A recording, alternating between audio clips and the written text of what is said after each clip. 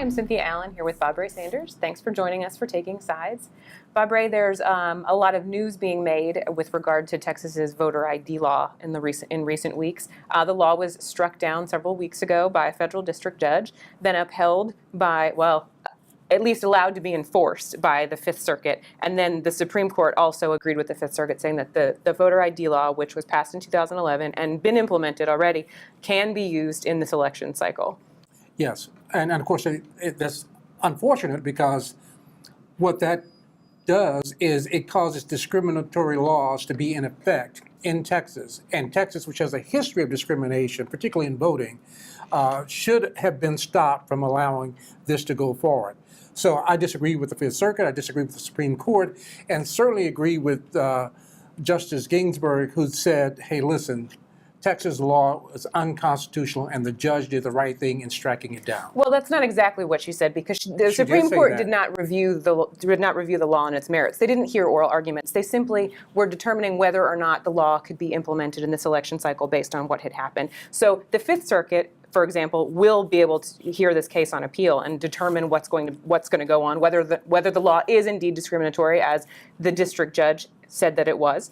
So there's a long legal battle ahead of this. But it's also important to note that voter ID laws generally are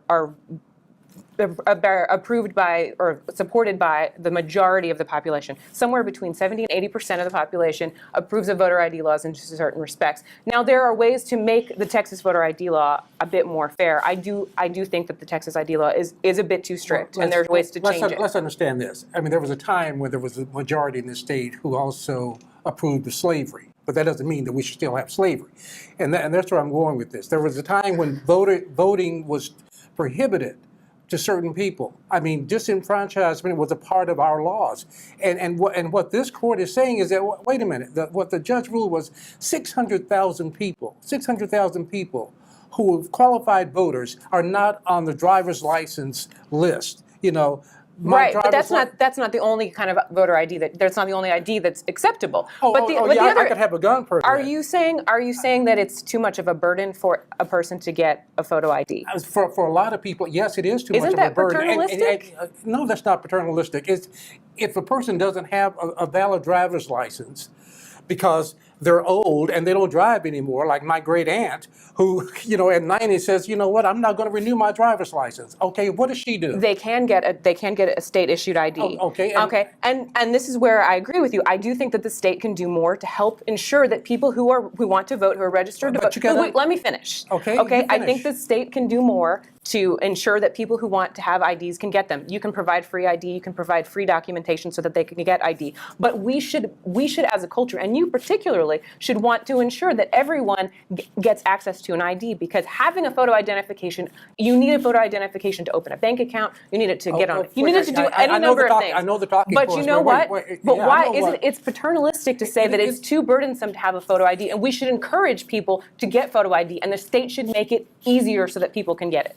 What this judge said was this was really an unconstitutional poll tax. That's what it was, because of the cost of trying to get voter ID, the cost of trying to get any kind of ID. There are 80 counties that don't even have... Exactly. So I agree with you. That don't even have driver's license places. There are 80 counties that don't do that. And the counties that do, those places are often not even on bus lines. So how do people get it? Shouldn't the state do more to ensure that people can get photo ID? While the state does that, shouldn't these people be allowed to vote? That's the big question. The judge said it was unconstitutional and that the state deliberately did it to try to keep people from voting. Deliberately did it. Understand that. Well, I disagree. And part of the 600,000 people, that's 4.5% of the registered voters.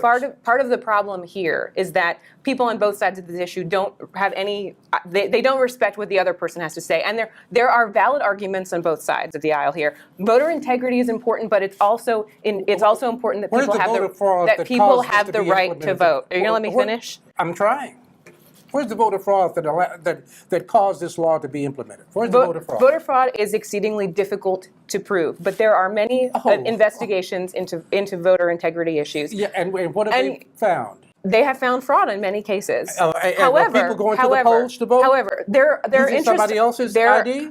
Well, in some states, you don't have to actually show an ID, and in some states you do, and it's easy. It's also possible to to vote absentee ballot and have there be integrity issues there. The point is that there are valid arguments on both sides, and not every person who supports voter ID is racist, and it's unfair and it's frankly ignorant to make that argument. And so there are people on both sides of this issue who are well-intended, and we should be able to come to a compromise, a way to get more people ID and to ensure that the people who are voting, that every legal vote counts and doesn't discount another person's vote because it wasn't part of it was fraudulent. I agree that racism is ignorant, but I would also agree, I would have to say that racism was part of the reason we got this voter ID law passed in Texas. Well, and I will stand by that. I disagree with that. I think that 70% of the population disagrees with that, but we'll let you decide.